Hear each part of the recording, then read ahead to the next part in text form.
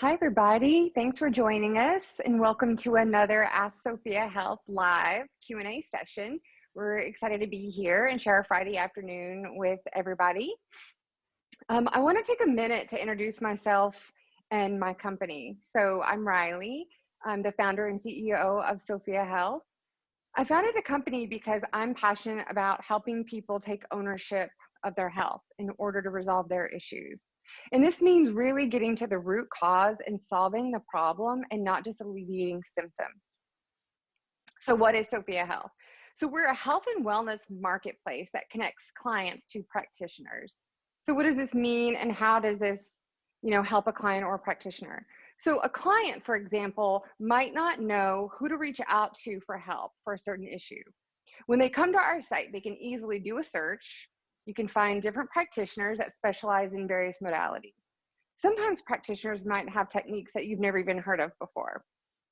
Our ability to showcase what our practitioners are doing and the services that they offer greatly increases a client's chance of connecting with someone who can actually help them. For practitioners, on the other hand, we're your technology platform. So we handle your personal landing page that clients can view, which includes your services, the products you might sell, your videos, photos, and a personal statement. This way, a client can really get to know you and what your services are and what you're offering before they book you. So we include client messaging, scheduling tools, billing, and video capability all integrated into one platform to make it easy. Not only do you get your business online, but we also want to connect you to the right client when they need you most. So we don't want our practitioners spending a lot of their time trying to get their business online and then trying to become a marketing expert. We want you to focus on your primary job, helping clients. So today you can find a variety of practitioners to help you, from our guest today, our functional medicine practitioner, to life coaches, fertility specialists, and more. All right, with that, so what are we discussing today? In the continuation of our series, we wanted to discuss autoimmune diseases, especially in light of COVID-19. So who better to discuss autoimmune conditions and immune systems with us than our very own special Melissa Homner. She is a functional medicine practitioner and an integrative health coach who specializes in autoimmune diseases. If you have any questions, please submit. You can do so anonymously using the Q&A button at the bottom. Melissa, hi, welcome, and thank you so much for being here. Thank you so much for having me. This is great. So thank you. How are you doing? I'm doing good, and thank you for having me. I love what Sofia Health, the vision of Sofia Health, and how, as a practitioner, I spend a lot of my time doing marketing and, letting people know I'm here. And I'm like, oh my gosh, if somebody else could do that for me, that's awesome. Yeah, thank you. Thank you for what you're doing. Yeah, no, I appreciate that. Why don't you tell us a little bit about yourself and your background? I think it's such a fascinating story. What even led you to this path to get to helping so many different clients? If you feel free to jump in and start wherever you want. Okay. Oh, thank you for that. And so just to let you know a little bit about myself, I was diagnosed with multiple sclerosis when I was 32, 33, somewhere in there. And at the time I was diagnosed, I'd gone through, several years of testing and traveling and all this jazz, trying to figure out what in the world was going on with me. And when I got the diagnosis, I had 3 little boys. Most of the gals in my family have MS. So I knew exactly what they were telling me. I'd seen the progression, and I was scared to death because I knew what was going to happen. I should have been in a wheelchair at that time, but I wasn't because I was too damn stubborn. I had kids to take care of. I couldn't do that, right? So the doctor offered me, the normal drug treatment, but I knew my mom was a registered nurse, and I knew enough about the medications at that time to know that, they were just going to hurt me more than help me at that point. So I didn't do anything. And then we moved to a new city for a job, and I got in contact with a doctor who uses the same functional medicine premise that I do to work. And he started really helping me. And I live without symptoms every day. And that's not supposed to happen with multiple sclerosis. That's amazing. So it took me about 2.5, 3 years for the last symptom to die away. And I'm 7 years without symptoms. And I got to thinking, well, how in the world can I help other people find this level of wellness? I mean, I'm no special person. So hence I've been going to school and learning how to do this. And now I get to serve people every day, and I get to watch their eyes light up when they realize that maybe they don't have to stay ill. Maybe they can get better. And then I get to walk alongside them while they do. So yes, I totally love what I get to do every day. Yeah, that's amazing. It's just such a powerful story. I love hearing it. I'm never going to get sick of it, to go from MS to symptom free. That is so powerful. And that's across the board, right? With all the chronic illnesses. So you tell me, and I just had the privilege of working with you and getting to hear all of this behind the scenes. And it's just so fascinating and so powerful. So let's just jump right in so everybody can hear what you have to say, if that's okay. All right. So as you know from my story, talking about autoimmune conditions, that's my sauce. I love this. And one of the main reasons that I do so much is that this is the population that I work with. And people who have autoimmune conditions have my heart, because I know what it feels like to go to multiple physicians and specialists and have all these tests, and they kind of pat you on the back and say, oh, honey, it's all in your head, or not listen to what I'm telling them. And so a lot of times when we get that diagnosis and we're like, oh, it's an autoimmune condition, we're never told that there's any chance to get better. We're told to just suck it up. We'll try our best to, slow the progression down, but just get ready to, this is going to be you. And I don't accept that anymore. So autoimmune, the facts. So what is autoimmune, right? What's it actually mean? And autoimmune is the loss of tolerance to self. And as we get into this little presentation, we'll kind of get more into, when the body turns and begins to attack its own self, there's always a reason. The body isn't stupid. We're not a dumb bucket. This body is not a dumb bucket. There's always a reason, right? So how does autoimmunity work in the body? So it's natural, right? But autoimmune becomes a disease when the immune response becomes dysregulated and it progresses to a pathogen or a pathogenic space due to continuous triggers. So one of the really cool things about an autoimmune disease is there's always a why, and usually there's multiple whys.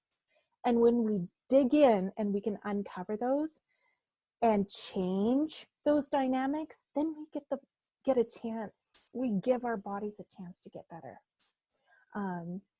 So that's, in a nutshell, how it's reversed, right? Our bodies are programmed to be well. We're not made or set up to be sick. Our bodies want to be well. The myths.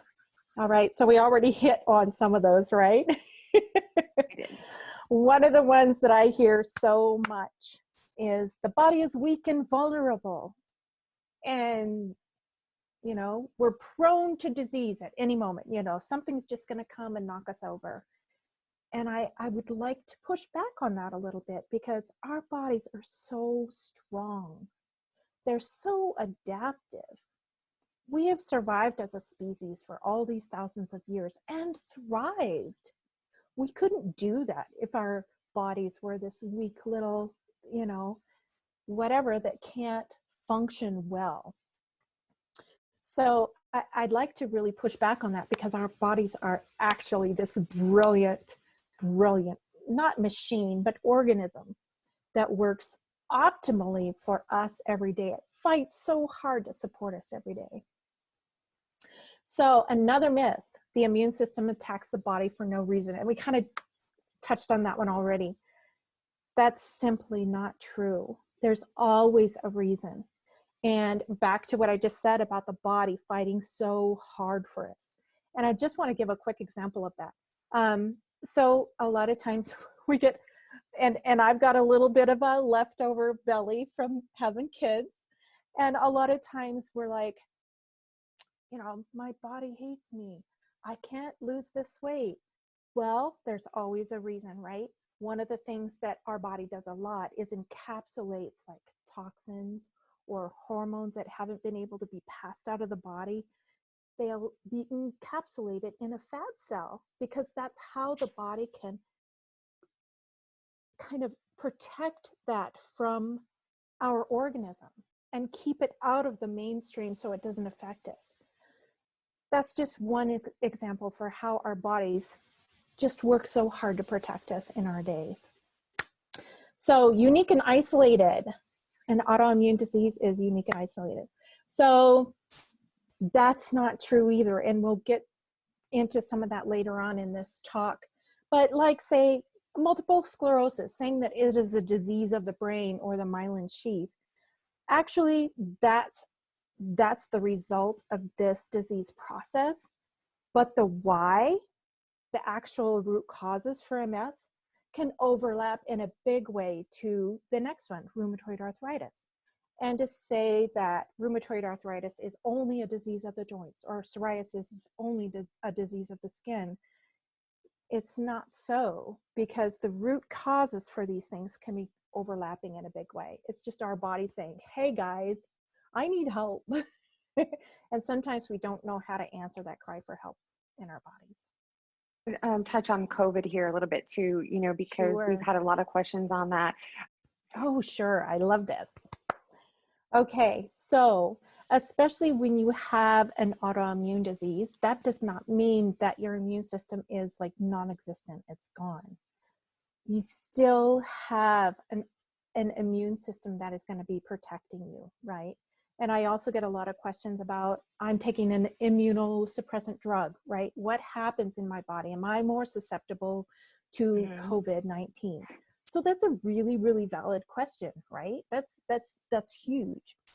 But I want us to really understand that when we support our body, and we'll get into some really simple ways to do that later on in this talk, but when we really support our body as a whole, our immune system is so much stronger than we're expecting it to be, right? So don't give up on your own body's ability to protect you, even if you have an autoimmune disease or are on an immunosuppressant drug. So these are some more myths, and this is something that I hear a lot because I am a functional medicine practitioner. I work with, you know, food choices, lifestyle, mindset. We use herbal supplements and that type of thing to really work with supporting the body, right? So one of the things I hear a lot is the belief that immunosuppressive drugs reverse autoimmune. Actually, they don't. They help to suppress the symptoms so that it makes, you know, life is a little bit easier, but it doesn't actually change the disease dynamic. It doesn't change the why. So, as well, and I'm going to pop across the page too, immunosuppressant drugs should not be used if you're going the more like the functional medicine route or the more holistic route. So what I want to tell you about immunosuppressant drugs is that they can be really, really life-saving and really, really helpful as something to start, you know, managing the symptoms and help us in the initial stage of helping to slow down the progression, while we are working on, okay, why is this happening? Working on the root causes, changing those dynamics so that when the body begins to heal and we can start not using so many of those drugs, and working with the practitioner who actually prescribed those. And this is a part I really love, being able to collaborate with the practitioner that gave this prescription to my clients, is able to work together so that we can bring those clients back off of those drugs when their body becomes really stable. I think this might be a good time to put in an example of how you can use some type of drug to get started with a condition, but then kind of work your way off of it, because you have to answer the why. Can you give specifics or an example here? I'm actually going to give you kind of a rundown of an actual client case. So I was working with this gal. She had rheumatoid arthritis, and she was on an immune modulating drug. She was also on a very strong pain mediating drug. And so that was helping her actually be able to get through her day, right? Without those, she wasn't able to function. But as we started finding out what was going on with her and why these things were happening, we were shifting what was actually causing the inflammation in her body, right? And it took us 2 to 3 months. And so by the time we got done working together, she and her practitioner, her doctor, had actually decreased those meds slowly to where she was off of them completely and was living without symptoms. And she was able to continue that way because we understood and found out why this dynamic was happening for her. So it can be done. Just a little note here, though, I do not work with, medications. I can help educate and all of that. But when it comes to the time for clients to really start titrating those back, we need to be closely in touch with their prescribing physician. But you can be in touch and have that relationship. Okay. I love that relationship. I feel like that's how we can really care for our mutual clients the best. All right. So one condition and many causes, or one cause and many conditions. So for example, if you are experiencing, I'm going to say acid reflux. So acid reflux is something that a lot of people have, right? But there could be several different things at the bottom of that. So it could be that you're just not chewing your food up well, you're eating in a hurry. It could be that your stomach acid is not good and stout enough to help you break down food, so it kind of sits there, and then it'll build up kind of a gassy, and you'll feel that rise, you'll feel that heartburn raise. And it could be that you have, an overgrowth of some kind in your actual stomach that could be bringing that up. Another thing that can happen is you can get some inflammation in the stomach lining, so that actual flap between your stomach and your esophagus can't close really well. And so any extra gas is going to kind of pop up through there. So just an example of one condition, many causes. So the question would be, for me to ask that client would be, okay, let's really look into what are the other dynamics that are surrounding this when it's happening to you, to get to the why. And it takes some digging. It takes some asking questions and being open to, thinking about, what does my body really need? So our immune systems are this really beautiful, wonderful, very balanced system in the body, right?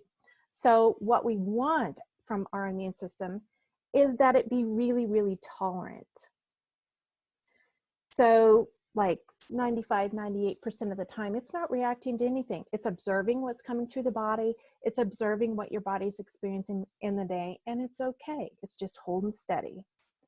But when the immune system gets dysregulated or off balance, and you can see on the little teeter-totter on the right that we could either have a decreased immune response, which we all know that messes with the body big time, or we can have an excessive immune response, right? But this is just simply dysregulation of the immune system. So my question would be, let's just look at these little circles as actual root causes. What are the root causes that are causing this type of dysregulation in the body and making it go like that? Okay, so let's go back to what we were just talking about acid reflux, right? So one of the big things that can be a cause for acid reflux is not enough or stout enough stomach acid. All right, so when we're under a lot of stress and a lot of prolonged stress, one of the first things your body is going to do as a way of protecting you, right? If you're living in this kind of fight or flight space in your life, one of the first things your body is going to start doing for you is scaling back your digestive juices, because it's wanting to be ready at any moment to be able to, protect you. It's thinking about living on the edge right now, being ready to actually respond to an emergency. It's not thinking about eating. So when you live in that space, one of the first things that will be depressed is your stomach acid production. And just because of that heartburn can really start to become a daily part of life. Does that kind of help explain how the body works and how it's thinking and how it's responding to how we respond to the world? It does. So what we think and what we choose, it matters in such a big way. Interconnectedness. So like kind of bouncing back to what we were talking about already about the different, what can I say, like the different diagnosis names and how they're all different and assumed to be this totally different disease process, when actually they're not. Everything in our body is interconnected, right? So if you say my boys work in the shop a lot, they love to work with wood, okay, and a lot of sawing and hammering and all that jazz. But if you cut yourself, what happens in your body? Immediately, there's an inflammation response, right? To be able to stop that cut or the blood flow. But there are other things in your body. You might go into a little bit of shock. Your face might go white. Your heart might speed up a little bit. Your breath might get shorter. Your body is responding in the instant to this, right?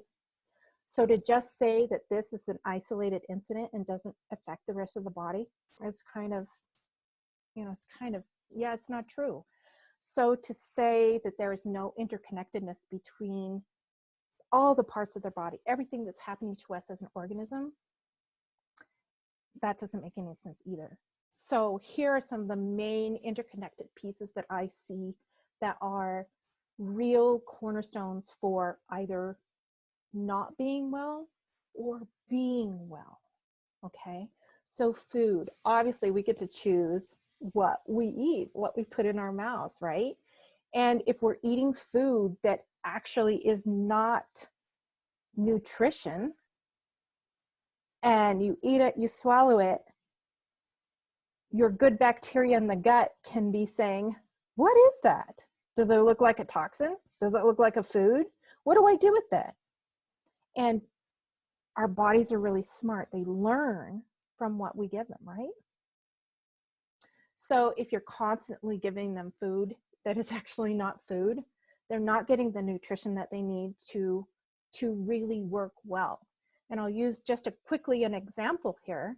And it seems like I'm giving a whole bunch of examples around the stomach and stomach acid. But if your stomach acid is not good and you eat some meat, which we really, we need the B vitamins that we can get from meat, especially red meat. And we're not getting those B vitamins because those are a big piece of being able to produce hormones well.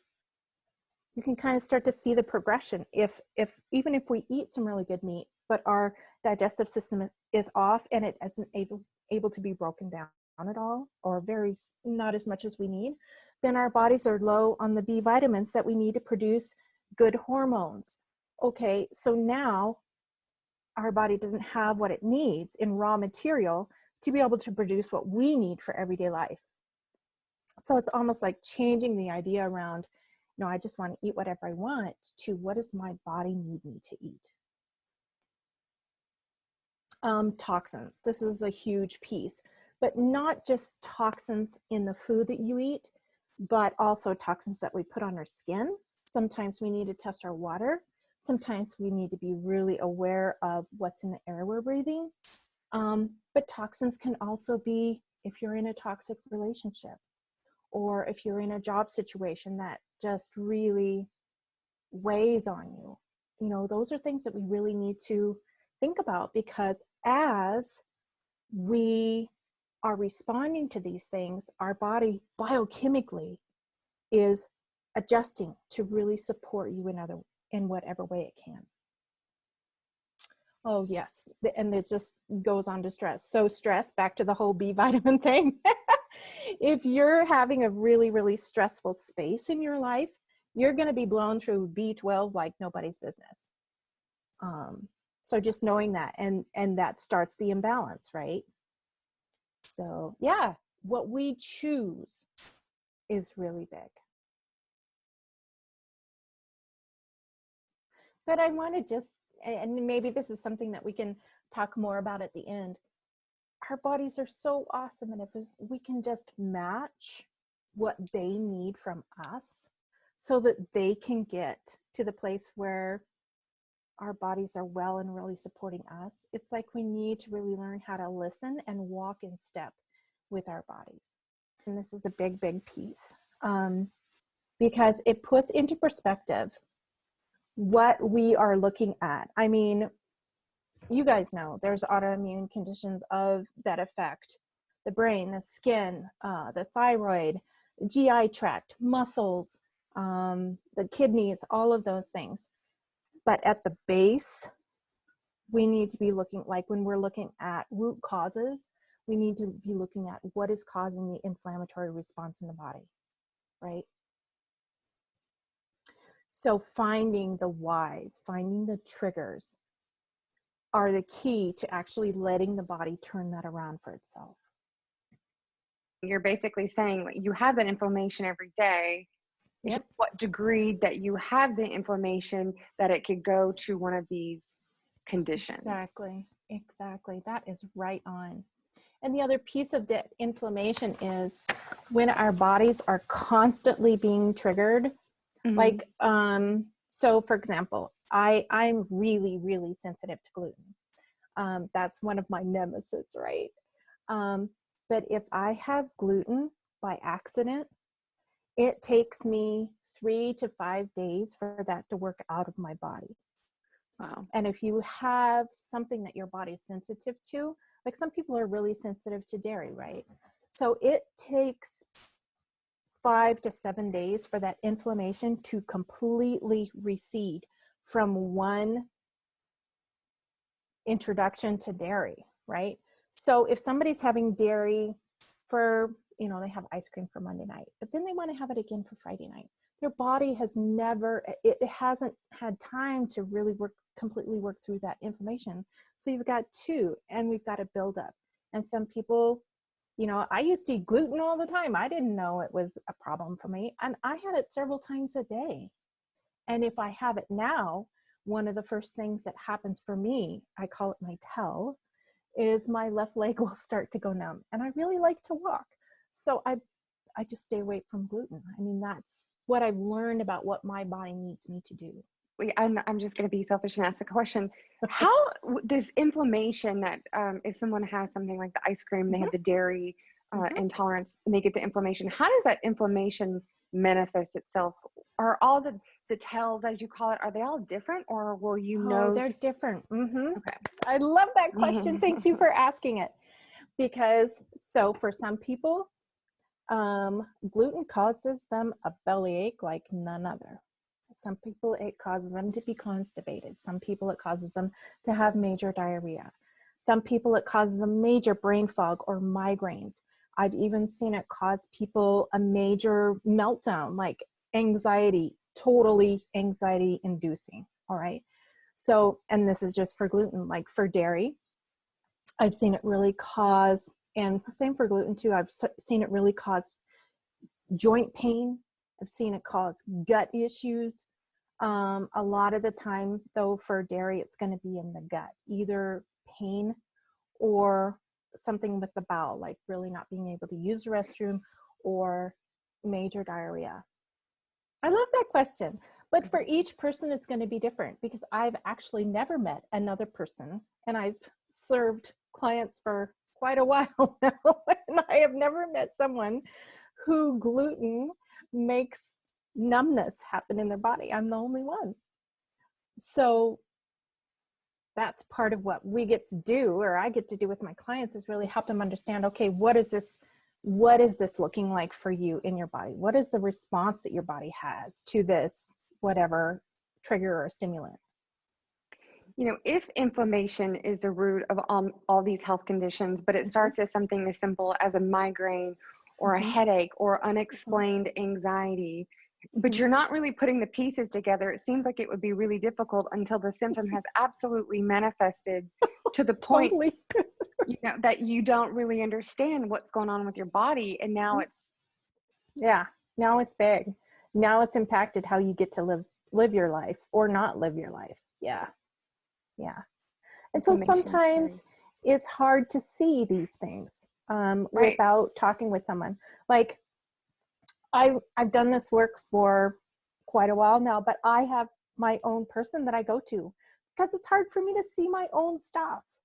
Right. You know, and sometimes we need someone to work with us and kind of be a mirror. I know I do. It's hard for me to see my own issues.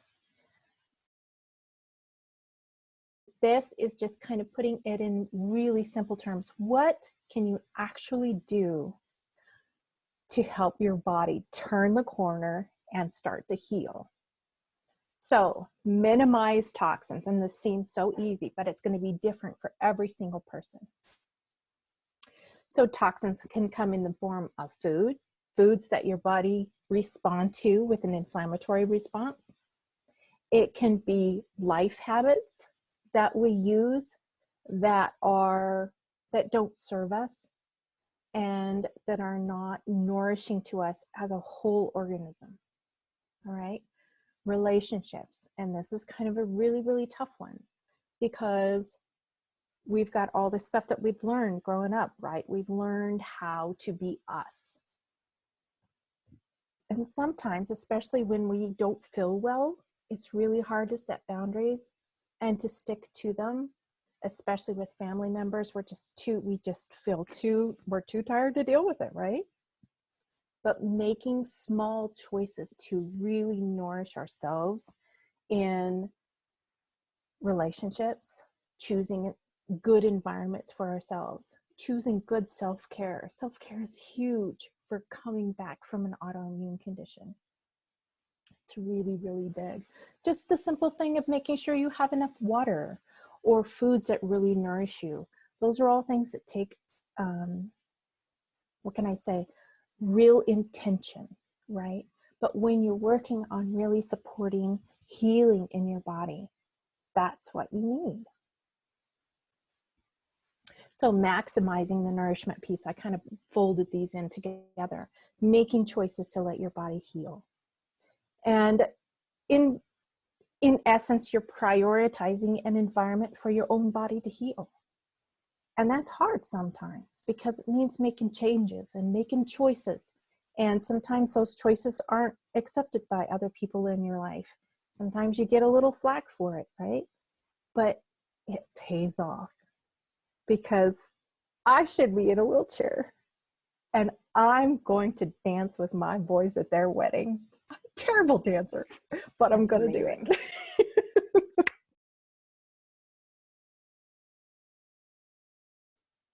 I love answering questions for people because I feel like this is the best way to learn. How did you eventually get diagnosed? I get a lot of positives that come in tests that could be a lupus or MCTD, but that I'll probably never get a diagnosis and be on meds for the rest of my life. it's extremely frustrating 6 years along in his journey, but just like you, I refuse to believe that. I love your spirit and I love the question. All right. So one of the really, really cool things about looking at the body as a whole is that we really don't need a name like a diagnosis. Like, I totally get where you're at, because I remember I wanted somebody to name what was going on with me, right? I wanted somebody to give me a name. And even though when they told me I had MS, my heart dropped to the floor, but at least I had a name, right? But when we look at the body through what I call the functional medicine lens, we can look at the whys and what's happening in the systems of the body and start there, and then be able to, pick it apart, dissect it, see where the body needs support, and then see what your body can do as far as getting better. And another thing that was happening with me was I had migraines so bad that this eye would go completely blind and this one would go dark.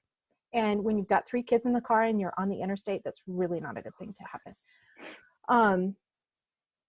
But it finally came to, like, they ruled out everything else but MS. And then that final, okay, you have MS. I did not do the lumbar puncture because I was already having so much numbness and trouble with my limbs that they didn't feel like it was safe, just in case there was something that went sideways there. They didn't want me to end up truly, paralyzed. So I was thankful that they were thinking of me. So, yeah. Knowing as much as you do in this field, how were you able to find a practitioner that you trusted when you know so much yourself? Thank you for the compliment. But I also know that the practitioner that I have chosen is absolutely brilliant. We case share back and forth. I have total confidence in his ability to really, do this work as well.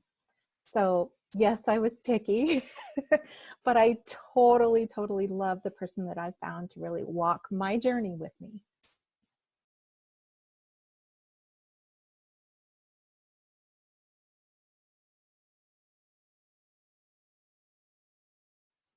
If you have a poor digestive system, what things can we do or eat to build up its strength and wellness again?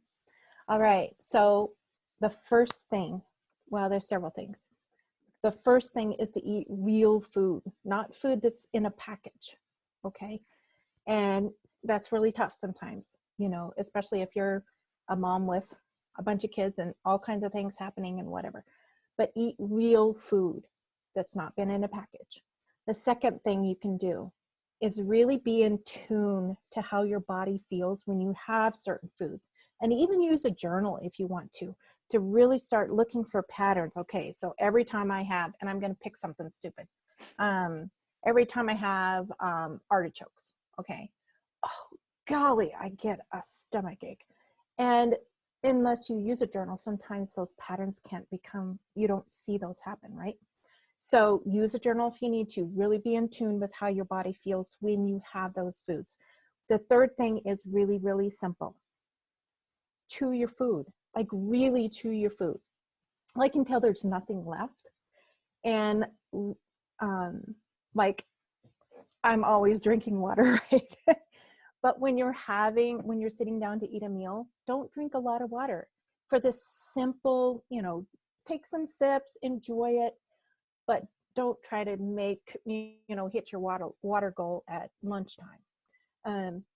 Do that before or after you eat, because what we're wanting that stomach acid to be as strong and stout as possible, so that when that food gets down into your stomach, it can really break it down and just go on through the digestive system, and your body's getting the nutrition that it needs. What can you eat to resolve the thyroid? That is a multifaceted question. So the thyroid is this really, really lovely gland that lives right here, right? And The thyroid has so much to do with the metabolism of every cell in the body. And so when the thyroid is off, so think back to what we were talking about of one condition, multiple causes. So there can be a lot of reasons why the thyroid is having trouble. So for me to tell you, how to eat to really serve your thyroid, the one thing that I would really suggest is get off gluten 100%. 100%. Okay. But as far as other foods, we'd have to do some real investigation around that. But eating just real food, not packaged foods, just kind of like the answer to the question that we had before this one, that's going to really, really help you in a big way. But the thyroid also responds to inflammation in the body, right? So understanding how your body does with foods, specific foods, noticing into that, even if you want to do, there's a simple food sensitivity test called the KBMO, and you can look it up online. Please do, actually. Doing a simple test like that, you can order the kit, comes to your house, you do a finger prick. It's very easy, but doing a simple test like that could really, really narrow down some of those food choices for you, what's good for you and what's not so good for you. That's very good. What are some specific foods that you would recommend to stay away from in the gluten, dairy, etc. categories that are typically known to be inflammatory? So you're probably going to chuckle over this one, but I think if anyone who has an autoimmune dynamic could stay away from gluten and sugar 100%, that would go a long way toward helping with the inflammatory regulation in the body. Dairy sometimes can be part of it, but not always. Yeah. So the main ones I would really stick to for people with autoimmune conditions would be, staying away from gluten, and sugar is never good. Do you feel that the autoimmune disease is related to regular allergies, hay fever, etc.? Once again, we're talking about a lot of pieces here. So someone who has, okay, so I'll give you an example of my middle son, right? So every spring, we live in a very rural area. And so when the sage comes in bloom and we spend a lot of time horseback, he was getting so bad that we would have to rush him to the emergency room because he couldn't breathe because of his asthma, right? So we really started digging in, okay, what is going on with him and why? So asthma and allergies are closely related, not always linked. But for him, what would trigger the sensitivity of his asthma was he had some food allergies and he had a bacterial overgrowth.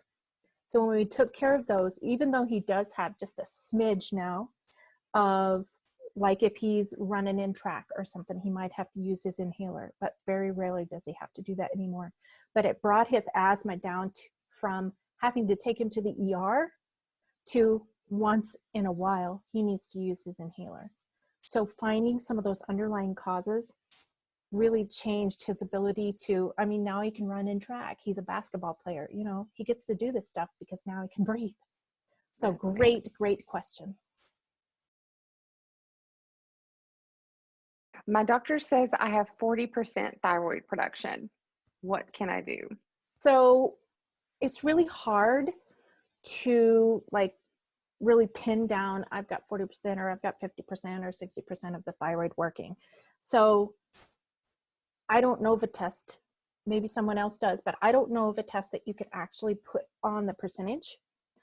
But what I do know is that when your thyroid is starting to really struggle, not only do we need to look at the health of the actual gland, the thyroid gland, but we also need to look at the stimulus that's coming from the other glands in the endocrine system. Like we have this whole system that's taking care of our body, the endocrine system that's connected to all these glands that really produce the hormones. And to think of hormones, they're simply messenger molecules. Like They're just telling our body how to live life. So when the thyroid is starting to be off, we need to look at what's it responding to, not just in our body, but looking at the glands above. Let's look at the pituitary. We need to look at the adrenal gland. So if you're thinking that your thyroid is at 40%, I would totally say, okay, let's check out the adrenal gland. Let's check out the cortisol. Let's see what's happening there, because there's a reason why that thyroid is just not producing optimally. If the TSH is low, does that mean you are taking too much thyroid medication? So once again, if I was working with a client who had asked me this question, I would start doing some really in-depth testing. And it's okay to ask your doctor for a full thyroid panel. That's what we would need to be able to kind of answer this question. Because, and I've seen this happen a lot with my clients, as they begin to get better and the need in their body for thyroid medication changes, we need to keep up with that. All right. So asking for a test, a full thyroid panel, is totally what you need to do. That's like a first step. I'm suffering from bipolar disorder 1, and as I stated with my nutritional therapy, I found out I'm not absorbing supplements. How can you help? When you are not being able to absorb supplements, you're probably not being able to absorb your food well. So there's a breakdown in the actual digestive system, right? So one of the first things I would do is, change your food habits, have good whole foods, real food, chew it well. And there's some simple digestive aids that can really help. Something as simple as digestive enzymes, which you can find just about anywhere. Using those while you're eating.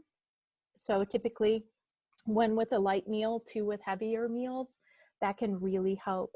But getting to the underlying, why is your digestive system not absorbing the supplements? That would be the question. That would be where I'd start. Let's start asking why, because very likely there's inflammation in the digestive tract. And when that's inflamed, the digestive part doesn't happen very well. It sounds like that's how you would help, but they can still find somebody, another functional medicine person to reach out to. Please do. And even someone who does, like a friend of mine who's a chiropractor, he also does like kinesiology. If you can find somebody like that around. There are functional nutritionists that are very good with this type of thing. There's a friend of mine down in Texas. She's a functional dietitian. She does beautiful with this type of thing. So really see who you have in your area who can really support you with this. Does being on methotrexate make me more susceptible to getting COVID-19 and having a severe form of it? Oh, this is a really great question, and I've been hearing this from different people. So methotrexate really affects the ability of the immune system to function at top level. And usually this is used with an autoimmune condition that goes with the autoimmune disease that is that the immune system is hyper and it's working really hard. It's overworking, right? So it's used to suppress the immune system a little bit. But what I want you to really hear though is that even when you're using that type of a drug, your immune system isn't shot. It's not like out to lunch. It's still there and supporting you. So if you can do just simple things and that support you, like, once again, really great food that's real food, making sure you get enough sleep. I cannot tell you how important that is. Making sure you are well hydrated. Those seem so simple, but they're really, really important. Another way that's really easy for you to support your immune system, like when you're thinking about being not susceptible to COVID and really being able to come out in a good way, if you actually get it, stay off of sugar. Sugar hits your immune system in the back of the knees. It's really hard on your immune system. So Yeah, those are some simple things, but really lean into that for you. What do you need? I tested positive for an autoimmune disease, but my family doctor said I'm not yet symptomatic. I find this confusing, and I've experienced some bizarre symptoms this year. I'm also hypothyroid, looking for some clarification. My heart goes out to you. So when the immune system is becoming dysregulated, when you know that and you start looking for help, and there's usually a stretch of time, for some people it's years, sometimes it's months, but that space between when you're like, okay, something's going wrong, I know it's going wrong, somebody please help me figure out what's happening, and when you're actually diagnosed, that doesn't need to be a dead space for you. That's actually the time to really start figuring out, okay, what's at the bottom of this condition for me? What are the drivers? You know, find somebody in your area that uses a functional medicine approach that can really help you get at the base of what's going on for you. Because right now, just from clinical experience, now is like the perfect time to really help your body turn that back before you've got, like permanent nerve damage. Like that's what I was afraid I had with my MS, because I was so much had happened. I was afraid I wouldn't be able to come all the way back because there might be permanent nerve damage for me. So right when we're in this space, this is the greatest time in the world to find somebody who can help you. Melissa, are you aware of any pregnancy risks that are associated with having an autoimmune condition like lupus? There can be, and that is best evaluated by a at-risk pregnancy physician. But just speaking to the lupus piece, lupus is something that can be really addressed and turned around for you, so that it's a process of healing. It takes some time, but I've seen this happen in my practice, to where you get to the place where your numbers are normal, and then you can go forward with talking about, okay, I want to go ahead and try to get pregnant. And you can work with your doctor to make sure that your body is in this really great space, so there isn't a risk around pregnancy. Can you give the story that you mentioned you may tell about the client who went from joints to pregnancy, and Oh, I'm the so beautiful proud of story? her. Oh, this little gal, she's so precious. She has a little boy. She is in her early 20s, and she really, when she came to me, she was using a walker. She had an autoimmune condition that really ate into the big muscles of the body, like her thighs and her buttocks, and in her midsection in her arms. And she was losing weight quickly, but it wasn't weight, it was muscle, right? And her poor belly was just kind of pooching out, and she was scared to death. She came in and she was scared to death. She's like, I've got this little one and I'm wasting away. Worked really hard together. We found what was causing and triggering that response in her body. She just dove in and did the work. And 4 months later, she didn't have to use a walker anymore. She had joined a gym, and one of her dreams was to get pregnant, right? So I started seeing her last spring. So we've kept in touch. We see each other now and then for appointments, and she was just deadly. Her body was just getting better and better and better. And in November, she was like, okay, I feel like I'm ready to try to have another baby. And her doctor is really great, her at-risk pregnancy doctor. So she went back to him in December, and he cleared her. It's like, yeah, your body looks great. You're in full remission. I don't see anything happening. And so she called me in February, and she was pregnant. And so now she's how many months along, doing beautifully. Her body is just doing so well. The baby is good. She hasn't gone back at all. She has no reoccurring symptoms. She's just glowing. And one of the things that was kind of put the cap on it for me was we had one of our final sessions, and she came in, and I knew something was bothering her. She was this very smiley, happy, glowing person, but she was not that day. She was mad. And I was like, oh no, what did I do? Right? And she's like, you mean it's so simple to be well? And she's sitting there with tears just flowing down her face. And I'm like, yeah, I'm so sorry. But she was like, you mean I suffered for years and I didn't know it was this simple to be well? And I just kind of want you to hold that in your mind. It is really so simple to be well.